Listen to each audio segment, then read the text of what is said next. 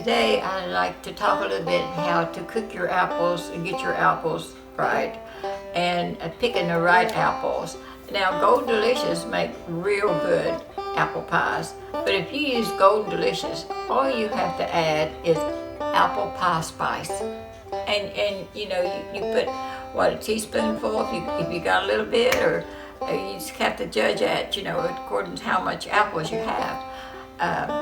But now, if what I do, I use Stayman apples because they've got that little sour twang. But the Staymans are real sour, and you have to, anytime your apple is sour, you have to add more sugar. But now with Golden Delicious, you add this less sugar. I'm sure with a gallon of apples, if you add just a cup of sugar, that would probably be fine.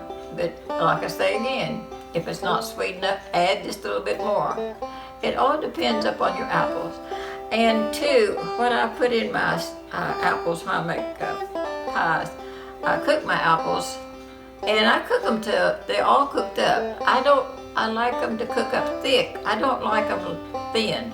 You want your apples thick, because when you take a spoonful and you put it out on your pie, you don't want it running all over the place. That means you've got too much water in it. So you just add a little bit of water when you cook your apples.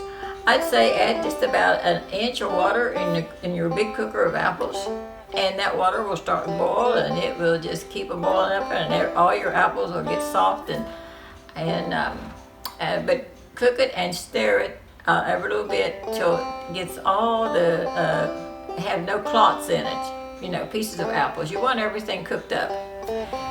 But if you do leave any clots in it, make sure they're down all the way through and soft. If there's any pieces of apples, make sure the apples are soft. And now what I put in my apple pies, apples, is I put allspice, and I put cinnamon. And my friend Bee Blackburn, she always said she likes just a little bit of cloves. Now cloves, I'd say if you've got a gallon of apples, you only want like maybe a half a teaspoonful of cloves, or a little bit less, in a gallon of apples, because what cloves does is that when you bite down on that pie and it's got cloves in it, it'll really make your pie spicy, and the spices just light up in your mouth when you take a bite of that pie. If you put cinnamon, allspice, and just a little bit of cloves. But always go by taste. That's what Bee always told me.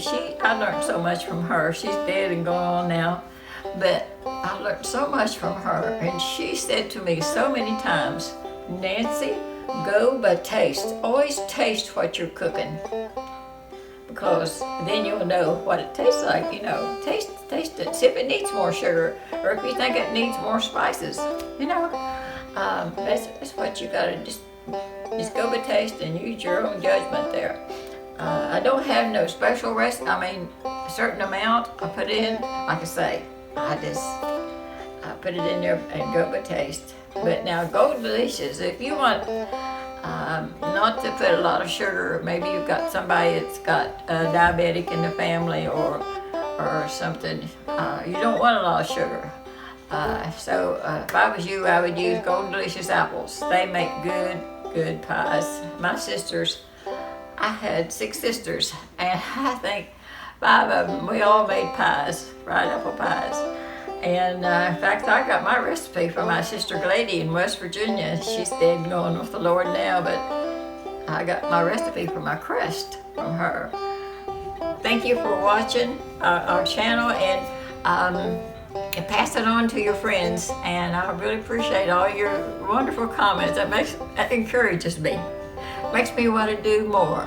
And like I say, I'm 88 years old, and I want to keep busy. I want to keep busy and doing what I can.